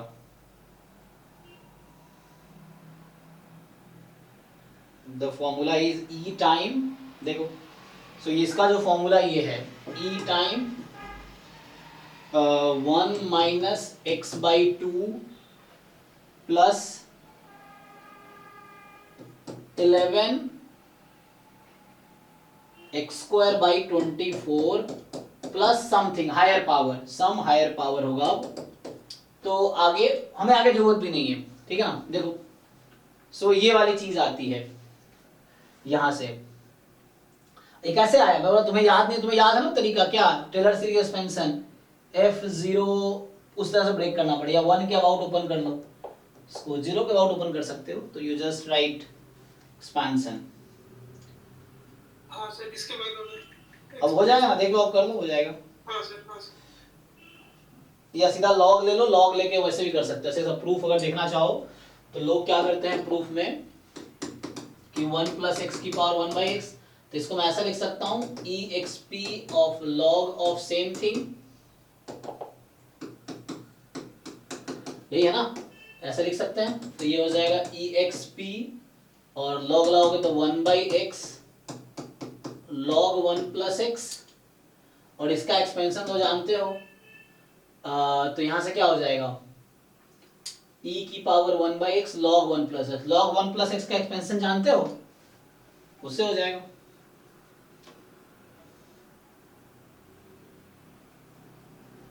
बताओ log 1 प्लस एक्स का एक्सपेंशन क्या होता है? कोई भी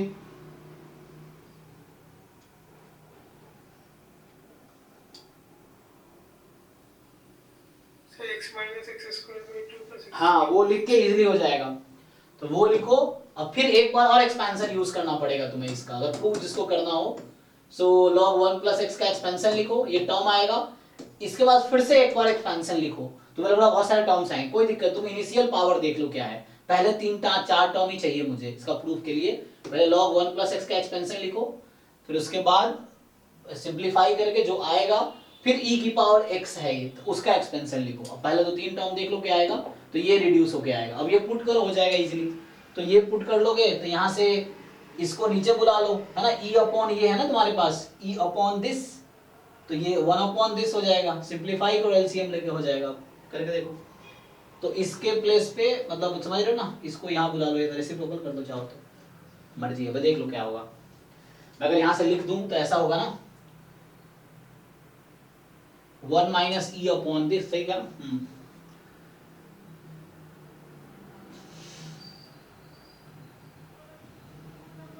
पुट करो और सिंप्लीफाई करो।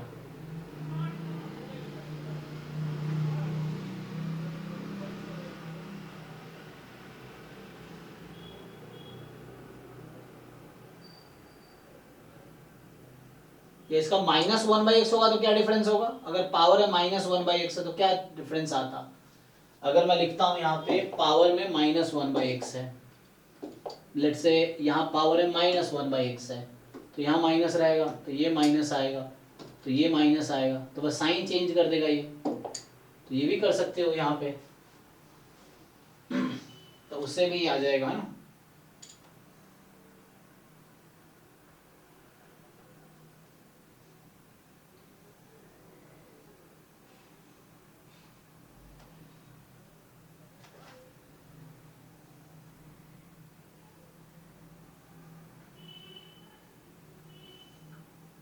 कर पाओगे? ट्राई करके देखो क्या आएगा।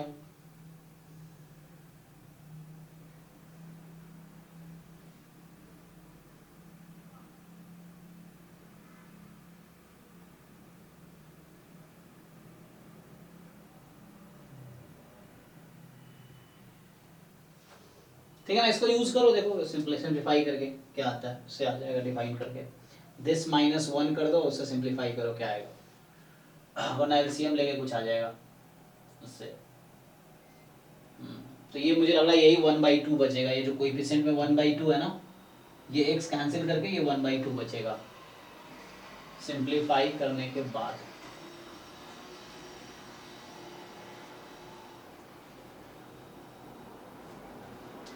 पुट करो इसको, देखो क्या आता है, नहीं तो बताओ। नेक्स्ट क्या रहेगा इसमें अब? कोई क्वेश्चन रहेगा किसी का? 39 और 60 39 जो है आपका 39 तो जैम के पेपर में पीवाई क्यू सॉल्व किया आपने? जैम के पीवाई क्यू का ही है 2014 या 13 के पेपर का, आप लोग सॉल्व नहीं करते। हाँ वहाँ पे पहुँचा नहीं है वैसे। हाँ वही, क्योंकि पीवाई को ढंग से कर लोगे उसी कॉन्सेप्ट पे, वहाँ पे क्या है कि ट्रांसफॉर्म करना पड़ता है। ये हालांकि मुझे लग रहा है ये 14 या 13 के पेपर का ही क्वेश्चन है, देख लो जाके, तो उसमें यही ऑप्शंस हैं, बट ट्राई करके देखो क्या होता है। पिछले वाले क्वेश्चन कितना आंसर आएगा सर? 1/2 पिछले वाले का सर मेरा तो 0 है कैसे? सर ई सर, फिर और नीचे वाले में ई की पावर को खोल दिया था sir, log 1 plus x expansion 1/x log 1 plus x। अरे ये तो 1/x से कट गया। ये तो मैं सीरीज, वो तो 0 आ जाए, वो तो सीरीज एक्सपेंशन कर रहे हो तुम, ये तो इसका प्रूफ के लिए था, ये इसका प्रूफ के लिए निकाल रहे थे, हमें मेन क्वेश्चन ये सॉल्व करना है। सर इसका 0 आ रहा है सर। इसका पुट किया तुमने वैल्यू? Yes sir. फिर पुट करने के बाद सर ये 1 log 1 plus x एक्सपेंशन कुछ ऐसा है सर, 1x minus x अरे square by 2। तो log x plus 1 की एक्सपेंशन की जरूरत क्यों पड़ रही है आपको? सर आपने इसको खोल के लिखा ना सर। नहीं, मैं तो कह रहा था इसका प्रूफ अगर करना हो तो उस तरीके से आएगा, हम तो लिख दिया वैल्यू इसकी डायरेक्टली। ये जो पीछे में बता रहा था यहाँ पे, ये एक तरीका बता रहा था इसको प्रूफ करने का। किसको? इसको प्रूफ करने का। वो तो ऑलरेडी आ गया, ये चाहिए था कैसे आएगा, तो वो बता रहा था कैसे आ सकता है, उस तरीके से आ जाएगा। तुम इसको यूज करो यहाँ पे, इसका आंसर बताओ लिमिट क्या आएगी, इसकी वैल्यू ये पुट करो आपको, ये तो फॉर्मूला है, क्वेश्चन ये है हमारा। अच्छा सर। देखो इसको सॉल्व करके देखो, इसको इस तरह क्वेश्चन, पहले पीवाईक्यू ठीक से निपटा लोगे, 2-4 बार कर लोगे ना, इस तरह क्वेश्चन यूं ही तुम्हें हो जाएगा। हालांकि मुश्किल नहीं है, बस तुम्हें देखना है पहले तो सी निकालने पड़ेंगे, सी उसी के टर्म में, सी तो पूछ रहा है तो साइज का डेफिनेशन यूज करो, आ जाएगा। बट तुम्हें समहाउ काई स्क्वायर का पीडीएफ बनाना पड़ेगा। ये पीवाई को सॉल्व करो, देखो पीवाई को 13-14 वाला उसमें जाकर देखो, मैंने किए होंगे, नहीं तो फिर दोबारा पूछो आप। और कौन सा रह गया? 6 to 7 में भी मॉक टेस्ट के डाउट पूछ सकते हो, कोई दिक्कत नहीं। जो डेली डाउट क्लास चल रही है 6 to 7, उसमें मॉक टेस्ट के भी जो क्वेश्चंस रह जाते हैं वो पूछ सकते हो। जो क्वेश्चन मान लो कई बार मुझसे भी नहीं होते हैं, तो वो क्वेश्चन मुझे पर्सनली भेजो, मैं ट्राई करूंगा, कुछ टाइम दो, फिर हो जाएगा। ये है तो एक बार 59 लिखिए। 59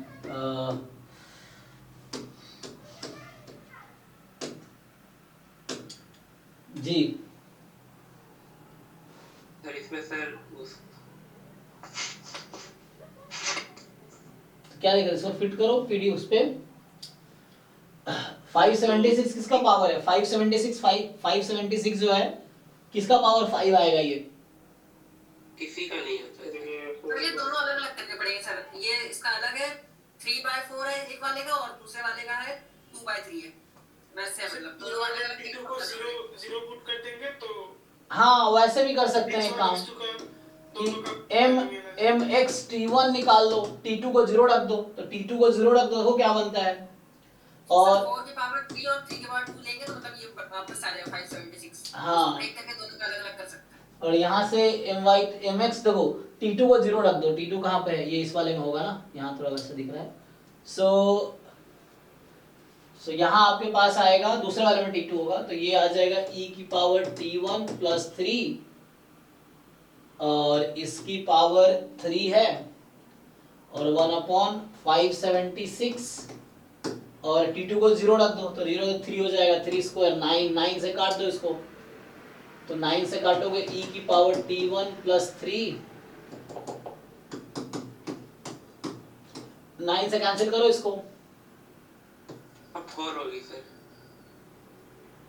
9 की जगह में हाँ 4 होगी क्यों? 9 T1 को 0 पुट करेंगे तो क्या होगा, मतलब T2 को 0 पुट करेंगे तो, हाँ ठीक ठीक ठीक सर समझ पर 0 1 1 + 2 3 3 का स्क्वायर 9, तो ये आ गया देखो 64, ये आ गया 1/4 e की पावर T1 + 3/4 अपॉन 3। तो यहाँ से क्या पता चला आपको, मैं अभी T2 नहीं लिख रहा हूँ, ये लिख रहा था, उसको सॉल्व कर रहा था।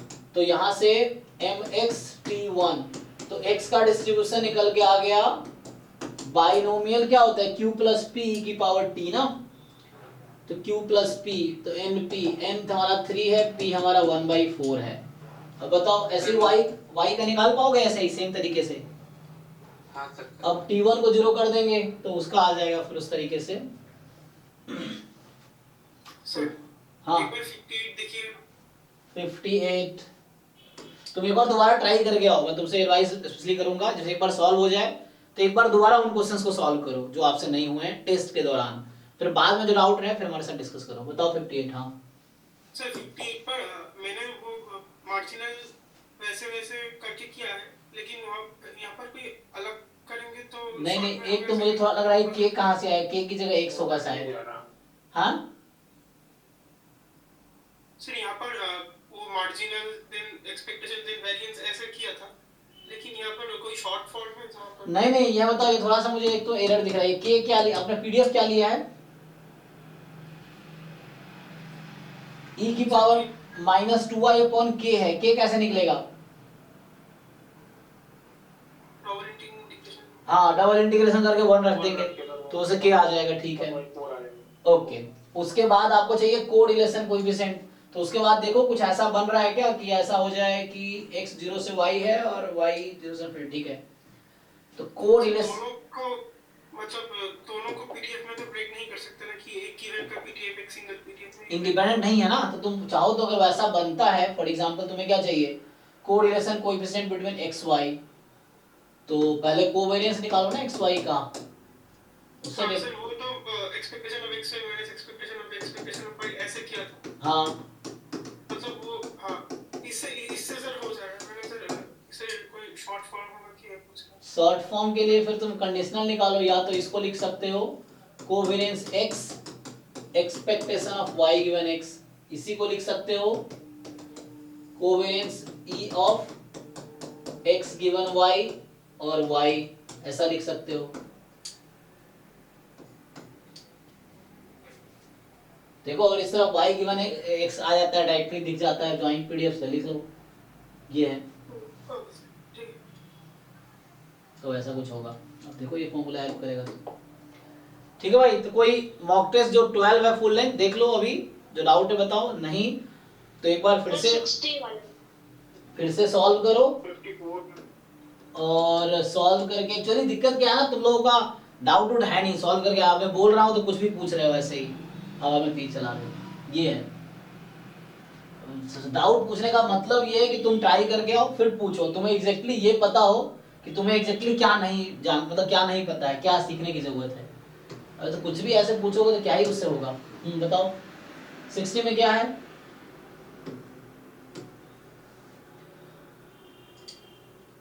इसमें क्या डाउट है, जैसे कोई बताओ तुमने क्या ट्राई किया और क्या नहीं हुआ। सर मैं टोटल प्रोबेबिलिटी थ्योरम लगा के वो निकाल रहा है। क्यों निकाल रहे हो आप आपसे डिस्ट्रीब्यूशन थोड़ी पूछा है, वेरिएंस पूछा है। तो मुझे अगर कहीं पूछता है वेरिएंस ऑफ gx का क्या होता है, ये फॉर्मूला इसका, variance of function of x क्या होता है, एक्सपेक्टेशन। अरे जो जानते हो x के लिए वही इसके लिए भी होगा।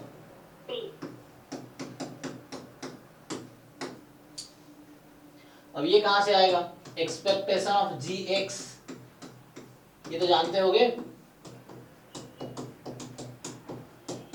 Yes sir. करो इसको सॉल्व, इससे मेन देखो क्वेश्चन देख के तुम्हें नहीं पता चलेगा तुमसे हुआ, तुम ट्राई करोगे तो फिर रास्ता दिखेगा आगे। हम टोटल प्रोबेबिलिटी थ्योरम लगा रहे थे इसलिए नहीं हो पा रहा। वो भी ठीक है, जो आप लगा रहे थे वो भी सही है। उसमें क्या है, उससे आपको पीडीएफ आ जाएगा या पीएमएफ आ जाएगा, मतलब सीडीएफ आ जाएगा, तो लेकिन वो लंबा अप्रोच है, उससे भी आएगा। अगर आप मुझसे पूछोगे इसका डिस्ट्रीब्यूशन क्या है, y बराबर मिनिमम x,10 उसका डिस्ट्रीब्यूशन क्या है, तो मैं भी उसके लिए टोटल प्रोबेबिलिटी वाले तरीके से ही डिस्ट्रीब्यूशन निकालूंगा। लेकिन यहाँ डिस्ट्रीब्यूशन निकालने की जरूरत नहीं है मुझे मिनिमम का, हम डायरेक्टली मीन वेरिएंस निकाल लेंगे, ये है। तो यहाँ से आप डायरेक्टली सॉल्व करेंगे तो उससे आ जाएगा, मतलब e ऑफ gx का होल स्क्वायर चाहिए। अब gx पुट करो, अब देखो इंटीग्रेशन तुम्हें करना आता है कि नहीं। सो ये है, जीरो सर पीएमएफ है ना? हाँ ओ सॉरी, तो यहाँ पे समेशन लगा लो, ये मतलब यहाँ पीएम दे रखा ना, समेशन लगा लो, कोई बात नहीं। तो ठीक है ना, तो इसको समेशन लगा लो, यहाँ पे इसको हटा दो, वो मैं कंटिन्यूअस मान के कर रहा हूँ। तो यहाँ पे जो पीएमएफ है, वेरिएंस ऑफ मिनिमम पूछा ना, कोई दिक्कत, मिनिमम x,10। और ये सब जैम में भी ये क्वेश्चन आया है, मुझे याद 2000 कितना 15-16 का है शायद ये क्वेश्चन। अब तो सब जैम वाले क्वेश्चन है, फर्स्ट दिक्कत है ना, ये सेम क्वेश्चन यही हो सकता है, सेम ही क्वेश्चन शायद जैम का हो, सेम इस तरह का क्वेश्चन आए हैं जैम के पीवाई नहीं को। सर, एक्सपेक्टेशन था जब हाँ, तो मतलब एक्सपेक्टेशन है, तो वहां जैसे सॉल्व किया तो वैसे ही आ जाएगा वेरिएंस भी, क्या दिक्कत है। तो आइडिया तो होना चाहिए ना, एक्सपेक्टेशन अगर पूछा है जैसे उससे उसी को आगे बढ़ा दिया, इसने वेरिएंस निकाल दिया। बट वहां अगर कॉन्सेप्ट तुम्हें उस क्वेश्चन का पता है कि हाउ टू सॉल्व, या वो तुम्हें कैसे किया, तो ये भी हो जाएगा। तो पीवाई 90% क्वेश्चन तो पीवाई क्यू से ही कॉन्सेप्ट निकल के आ जाते हैं। तुम्हारे एग्जाम में जो 90%, तुम्हारे एग्जाम का 90% क्वेश्चन वही होगा जो पहले पीवाई क्यू में पूछे जा चुके हैं, ज्यादातर वही कॉन्सेप्ट होगा। एक दो क्वेश्चन नया निकलेगा उसमें, एक दो चार क्वेश्चन बस, बाकी सारे कॉन्सेप्ट वही होंगे जो पहले आ चुके हैं एग्जाम में। कुछ नया कॉन्सेप्ट हर बार थोड़ी जनरेट होता है, वही कॉन्सेप्ट बस इधर उधर करेंगे वो।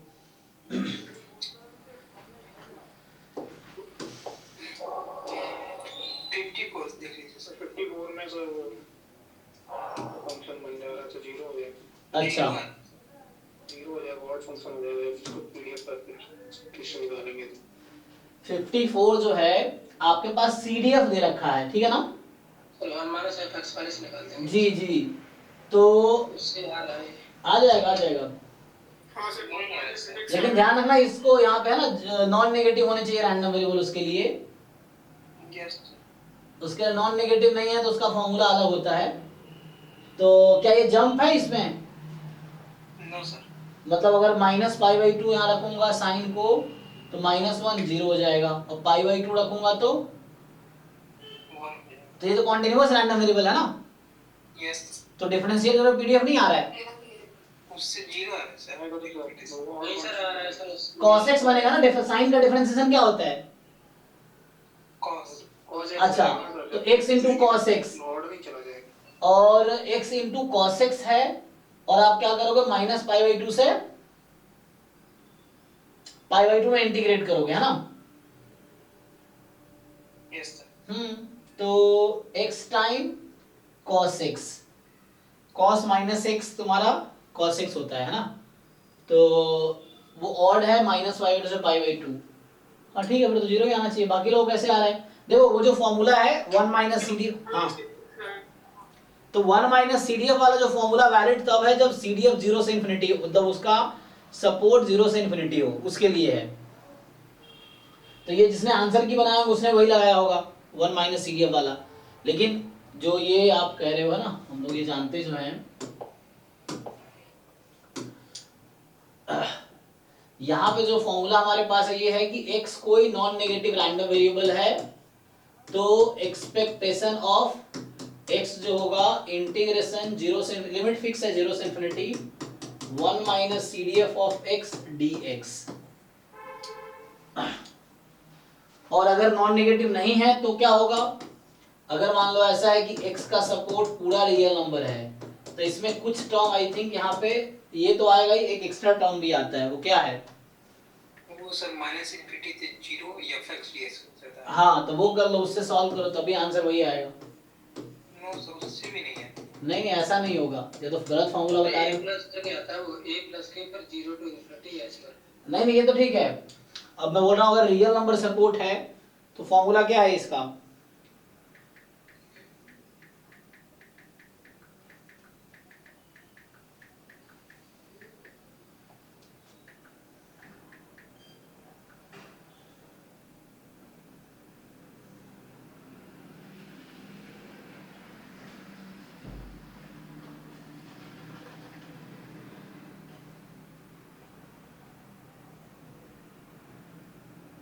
Sir minus infinity to zero f x dx. क्या Yes, sir, ये माइनस इन्फिनिटी से 0 f x dx.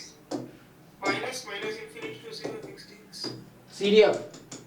हाँ तो इसको सॉल्व करो, इससे भी आंसर वही आएगा, 0 ही आएगा। क्योंकि ऐसा नहीं हो सकता कि एक फॉर्म मतलब उससे निकाले 0 आया, इससे नहीं है, आंसर इससे भी यही आएगा, तो कहीं मिस्टेक है ऐसा नहीं। प्लस कर दिए तो हाँ, आंसर किसी भी तरीके से करोगे वही आंसर आएगा, ये है। तो ये वाला फॉर्मूला यूज करो, ये तो नॉन नेगेटिव के लिए है, ये है ना, तो उससे आ जाएगा। तो अप्लाई इससे भी करोगे आंसर सेम ही आएगा। अभी हालांकि ये क्वेश्चन 2023 के पेपर में आया हुआ है, ठीक है ना।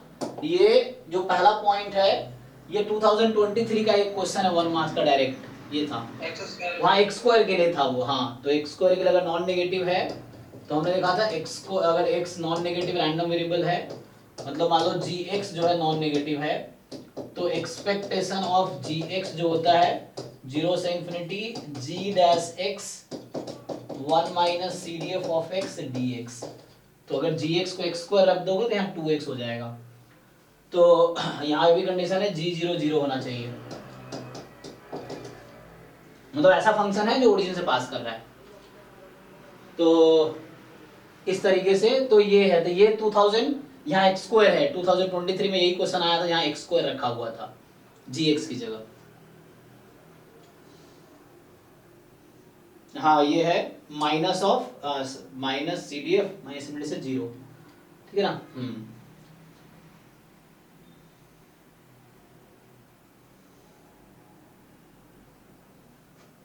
सर आपने 41 वाला क्वेश्चन बता दिया है क्या? 51। हाँ, यहाँ बता रहा था ना, अभी यही तो बता रहा था, तुम कहाँ सोए थे। इसको अभी कंटिन्यू करना है तुम्हें, ये एक्सपेंशन यूज करना है इसमें। सॉल्व करके आओ, एक बार फिर से सॉल्व करके आओ, जो भी डाउट्स हो एक बार खुद से ट्राई करना, कई बार खुद ही सॉल्व हो जाएगा, सोचोगे ना तो खुद सॉल्व हो जाएगा, जब नहीं होगा तो डाउट पूछना। तो अभी मैं यही स्टॉप करता हूँ, ठीक है। 52 का आंसर 2 दिया है, लेकिन मेरा 1 आ रहा है।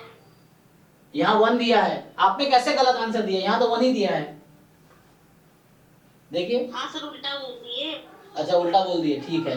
तो A3×3 मैट्रिक्स है, जहां पे क्या बोल रहा है, 3×3 का 1 iota minus 2 iota eigen value है। तो पहली बात यही मुझे गलत लिखा हुआ लग रहा है, क्योंकि नहीं सर, हो गया, सही हो गया, वो हम 2 से डिवाइड करना भूल गए थे।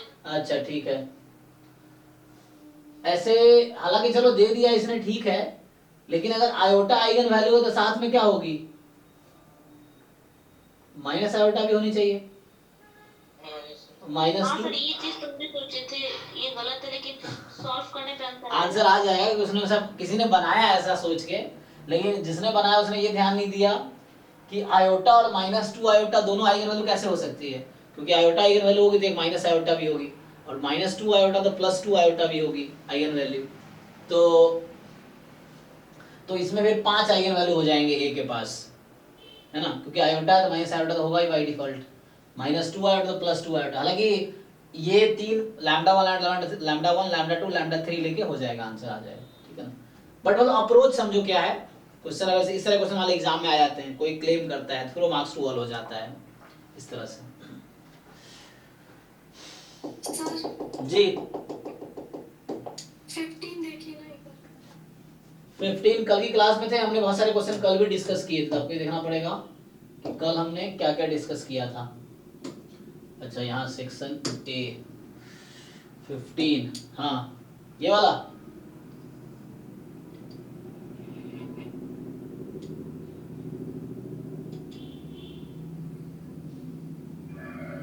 इसमें तो थोड़ा सा एरर मुझे ये लग रहा है कि ये f नहीं होगा यहाँ पे, fx बराबर 1 माइनस, कल डिस्कस किया था हमने इसको, fx बराबर 1 माइनस एक्स की पावर 5/2 होगी, ये हट जाएगा, और इसका आप बाइनोमियल सीरीज एक्सपेंशन सीधा से यूज कर लो ना, तो उससे आ जाएगा। आप लोगों को पता है ये फॉर्मूला 1 प्लस एक्स, पता तो होगा ही ना। अरे बाइनोमियल से वो होता है, एक होता है जैसे बाइनोमियल थ्योरम जानते हो आप, एक बाइनोमियल सीरीज एक्सपेंशन है, तो उसमें क्या है कि जस्ट 1 प्लस एक्स की पावर n का एक्सपेंशन क्या है, इसका एक्सपेंशन है ना, कुछ भी पावर है, मतलब m है, यहाँ m कोई भी रियल नंबर हो सकता है स्पेशली, है ना, यहाँ कोई फिक्स नहीं कि नेचुरल नंबर हो। बाइनोमियल थ्योरम में क्या होता है कि जो पावर है वो नेचुरल नंबर ही होने चाहिए। जो एक्सपेंशन है यहाँ पे कुछ भी हो सकता है, इसका एक्सपेंशन होता है 1 plus m x plus m into m minus 1/2 factorial x square and so on, इस तरह से एक्सपेंशन है। तो आप 1 इसका एक्सपेंशन यूज कर लीजिए और कंपेयर कर लीजिए, तो उससे भी आंसर आ जाएगा। यहाँ fx है 1 माइनस एक्स की पावर 5/2, तो x की जगह आप माइनस एक्स रखिए और m की जगह ये रखिए, इसको एक्सपैंड करो, मिल जाएगा आंसर। देखो सर हो जाएगा। डबल डैश थीटा एक्स है, तो उससे थीटा पूछ रहा है कि वैल्यू ऑफ थीटा क्या होगा, उससे करके तो ये एक्सपेंशन यूज कर लीजिए। बाइनोमियल बहुत सारे क्वेश्चन सीरीज एक्सपेंशन पे रहते हैं, तो उससे आ जाएगा। ठीक है, तो जो डाउट जिनके रह गए, कल 6 to 7 डाउट क्लास होगी, उसमें फिर पूछना, और फिर 7 to 9 कल डिस्कस करेंगे mock test 13 full length mock, इसका अगला full length mock test 13 try करके आओ आप लोग कल, आज रात को या कल 24/7 का भी टेस्ट दे सकते हो, आपकी मर्जी है, तो उसके हिसाब से कंप्लीट करो। और फिर कल 7 to 9 डिस्कस करेंगे 13 का। चलिए अभी के लिए थैंक यू, गुड नाइट।